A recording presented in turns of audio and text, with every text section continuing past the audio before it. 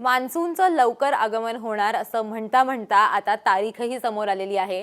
मान्सूनचं आगमन कधी होणार आहे तेही स्पष्ट झालेलं आहे आणि त्याचबरोबर महाराष्ट्रात सुद्धा अनेक भागांमध्ये लोकांना दिलासा मिळालेला आहे, कारण आता तिथे पावसाला सुरुवात झालेली आहे। आता तिथे पडणारा पाऊस हा अगदी मान्सूनवाला पाऊस जरी नसला तरी काही प्रमाणात का होईना पण लोकांना रिलीफ नक्की मिळालेला आहे। त्याच्यामुळे पुढच्या 2 दिवसांचा अंदाज काय आहे आणि मान्सून बद्दल काय सांगण्यात आलंय तेच आपण या व्हिडिओतनं समजून घेणार आहोत। नमस्कार, मी देवयानी आणि तुम्ही बघताय मुंबई तक।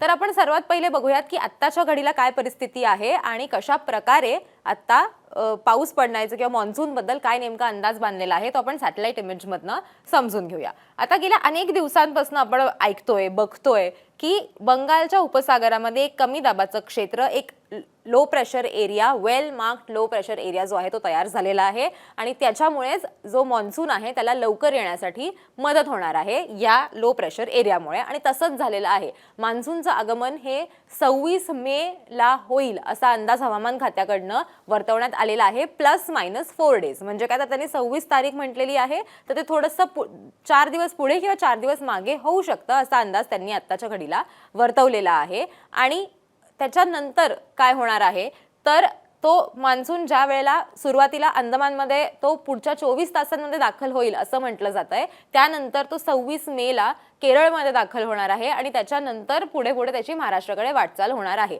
पण हे झालं मान्सूनचं। आत्ताच आपण जर बघितलं की महाराष्ट्रात या घडीला काय परिस्थिती आहे आणि जो मुंबई लगतचा सगळा भाग आहे, जो अख्खा कोस्टल भाग आहे, तिथे नेमका कुठला अलर्ट देण्यात आलेला आहे, तिथे पावसाचा अलर्ट का देण्यात आलेला आहे हे समजून घ्यायचं असेल तर बंगालच्या उपसागरामध्ये ज्याप्रमाणे एक कमी दाबाचं क्षेत्र तयार झालेलं होतं त्याचप्रमाणे अरबी समुद्रातून जे वारे येत आहेत त्या वाऱ्यांमुळे सुद्धा एक अनुकूल स्थिती जी आहे ती निर्माण झालेली आहे आणि म्हणून सुद्धा आपल्याला कोकण आणि या पट्ट्यामध्ये पाऊस बघायला मिळतोय। आता आपण जर शनिवारचा आपण अंदाज बघायचा म्हटलं तर ठाणे असेल, रायगड असेल, रत्नागिरी आणि सिंधुदुर्ग असेल, इथे हीट वेव्हचा इशारा जो आहे तो देण्यात आलेला आहे आणि बाकीचा जो भाग आहे म्हणजे पश्चिम महाराष्ट्रातला काही भाग असेल, मराठवाड्यातला काही भाग असेल, इथे आपण बघितलं तर थंडर स्टॉर्मची साईन देण्यात आलेली आहे, येलो अलर्ट देण्यात आलेला आहे। त्याच्यामुळे इथे पाऊस पडण्याची शक्यता आहे असा अंदाज आत्ताच्या घडीला वर्तवला जातोय। तेच आपण विदर्भात बघितलं तर विदर्भात हीट वेव्हचा इशारा देण्यात आलेला आहे। प्रचंड तापमान वाढायची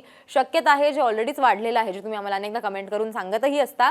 तर अकोला, अमरावती, वर्धा आणि नागपूर या भागामध्ये हीट वेव्हचा इशारा आहे। कोकण, मुंबई या सगळ्या भागामध्ये आत्ताच्या घडीला तापमान जे आहे ते वाढलेलं आहे, तिथे हॉट अँड ह्युमिड प्रकारचं एक जे वेदर असतं तसं झालेलं आहे, पण त्यांना सुद्धा लवकरच दिलासा मिळेल असा अंदाज हवामान खात्याकडनं वर्तवण्यात आलेला आहे शनिवारसाठीचा। आता आपण रविवारचा जर अंदाज बघायचा झाला तर रविवारी बघा, मी तुम्हाला जसं म्हटलं की अरबी समुद्र आणि त्याचबरोबर बंगालच्या उपसागरामध्ये अनुकूल परिस्थिती निर्माण झालेली आहे, मान्सून दाखल होऊ शकतो आणि त्याचबरोबर आपण बघितलं तर इथला सुद्धा हीट अलर्टचा जो त्यांनी इशारा दिलेला होता शनिवारसाठी तो रविवारपर्यंत कमी होतोय, म्हणजे रविवारी काही प्रमाणात दिलासा मिळू शकतो असा अंदाज आत्ताच्या घडीला वर्तवला जातोय। त्याचबरोबर आपण बीड, लातूर, धाराशिव आणि सोलापूर इथे बघितलं तर इथे सुद्धा पाऊस पडण्याची शक्यता आहे असा अंदाज वर्तवलेला आहे। आपण ज्याला वादळी वारे म्हणतो ते वाहू शकतात आणि त्याचबरोबर पाऊस सुद्धा पडू शकतो।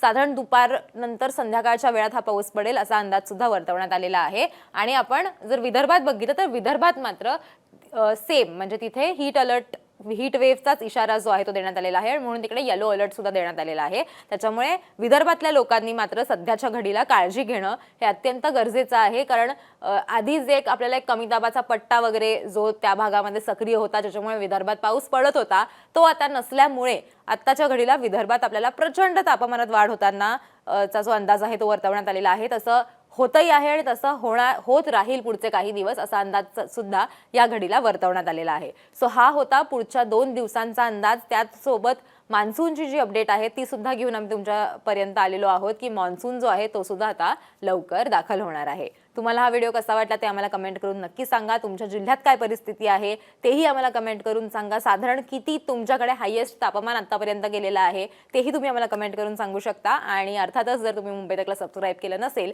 तर मुंबई तकला सबस्क्राईब करायला विसरू नका।